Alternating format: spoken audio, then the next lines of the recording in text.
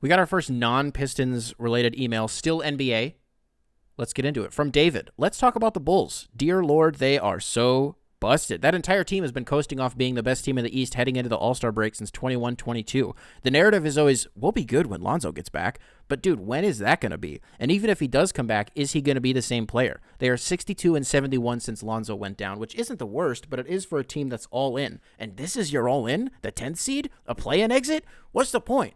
There are two parts to this that are incredibly frustrating. Number one, they are delusional. The whole franchise is. You went 40-42 last year, and you really think the best option is to run it back, extend Vooch, and just try again? You didn't even make the actual playoffs. After one game this season, you had a players-only meeting. You know this team isn't going to win, so why keep up with the mediocrity? It's because they are first in attendance, so Reinsdorf doesn't care because money is coming in.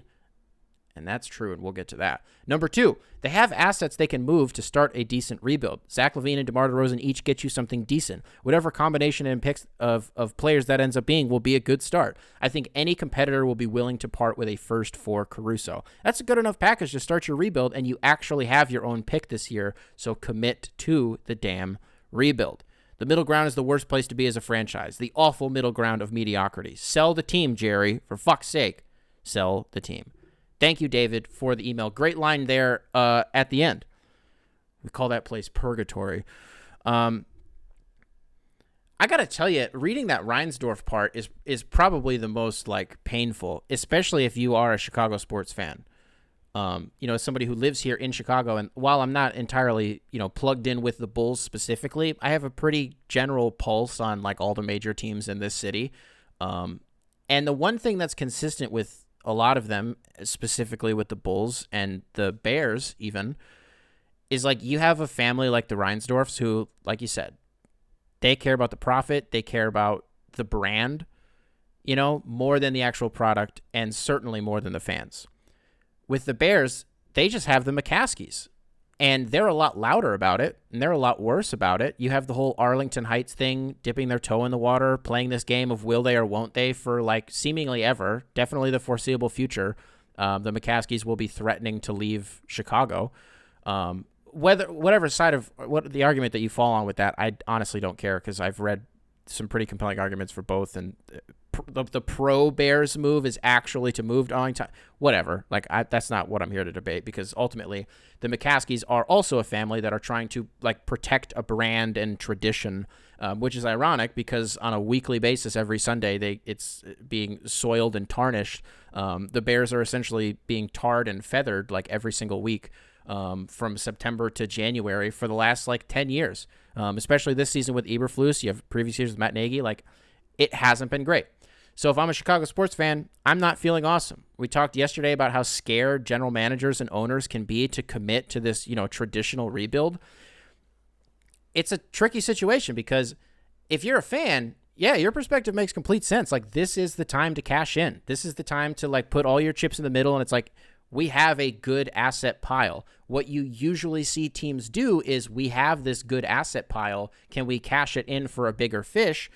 To put with one of our other guys and kind of reboot this thing on the fly, kind of try to patch it together on the fly. Think Blake Griffin getting traded to Detroit, right? That's what that was. It's a lot deeper than that, but in essence, that's what that was.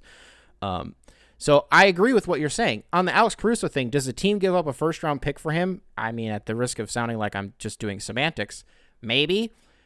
But I think the only kind of team that would is a contending team. And what's funny is if you look at a lot of these contending teams and how they've had to build their rosters over the last few years, you don't often see names moving around in free agency like you used to, right?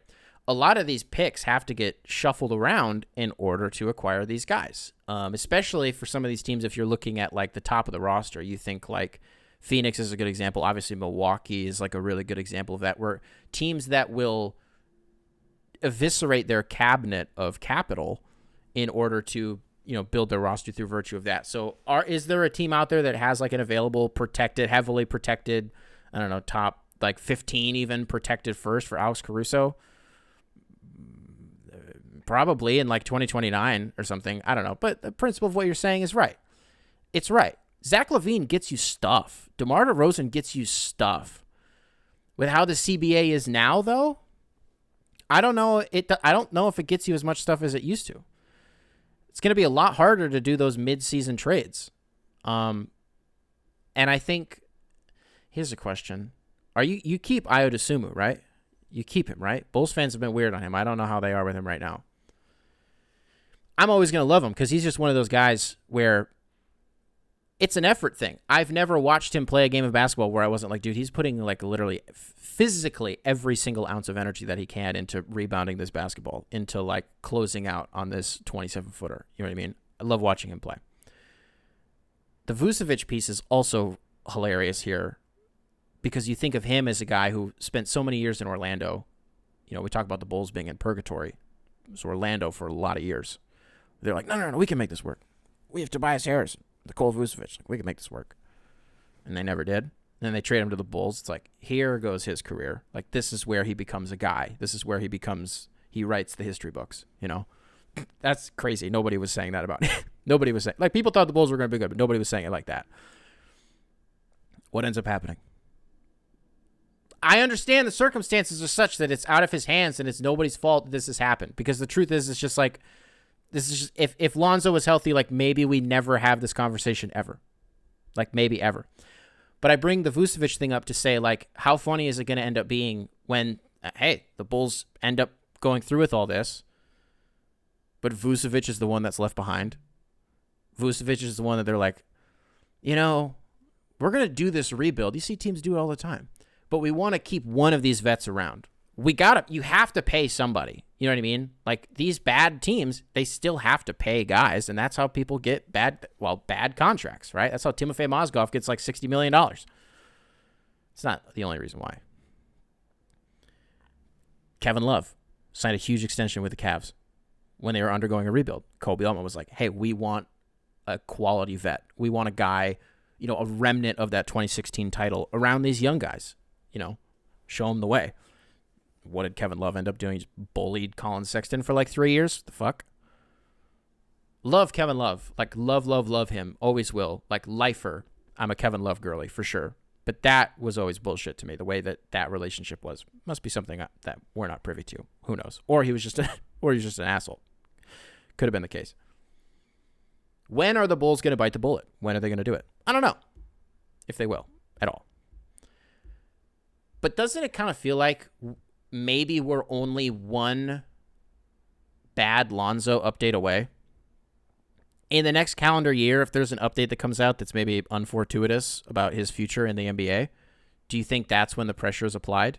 Do you think that's when they're sweating it out? Because if I'm an executive for the Bulls, I'm thinking like, hey, maybe when he comes back, hey, like you said, when's that going to be?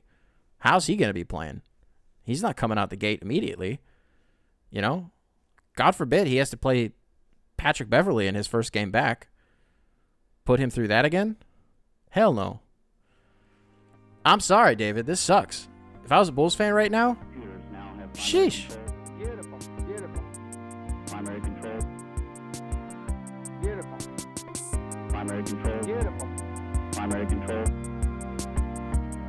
Beautiful.